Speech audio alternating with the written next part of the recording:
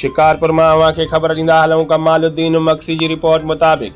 PP city Shikarpur के सदर और म्यूनिसिपल कमेटी शिकारपुर के अॻूणे चेयरमैन अकील अब्बास सुमरो एडवोकेट पंहिंजे साथी सोशल वर्कर और म्यूनिसिपल कमेटी शिकारपुर के अवामी काउंसलर शमशाद मेमण के साण करे शिकारपुर लगे गोठ वजीराबाद में शिकारपुर के एमएनए महमद शरियार खान मर से मुलाकात कदे शिकारपुर के सियासी समाजी सूरत हाल ते गाल्हियूं करण खां पोइ अकील अब्बास सुमरो पंहिंजे साथी शमशाद मेमण से गॾिजी पीपी के अगवान और अॻूणे सूबाई वज़ीर सरदार मकबूल अहमद शेख से पिण मुलाकात कंदे साणस मकामी समाजी और सियासी गाल्हियूं कयूं। जॾहिं त अकील अब्बास सुमरो और शमशाद मेमण जी अहिड़ियुनि मुलाकातुनि जो मकामी सतह ते अवाम में चोबोल मतल आई।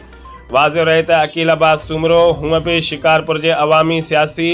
हलकन में नुमाया हैसियत रखे तो। अकील अब्बास सुमरो जॾहिं म्यूनिसिपल कमेटी शिकारपुर जो चेयरमैन हो तॾहिं खां हुन जी कयल अवामी खिदमतुनि के शिकारपुर के अवाम में वॾी अहमियत हासिल आई ऐं संदसि जी अहिड़ियुनि खिदमतुनि के शिकारपुर सिटीअ जो अवाम इज़त ऐं एहतराम वारनि नज़रुनि सां ॾिसे थो।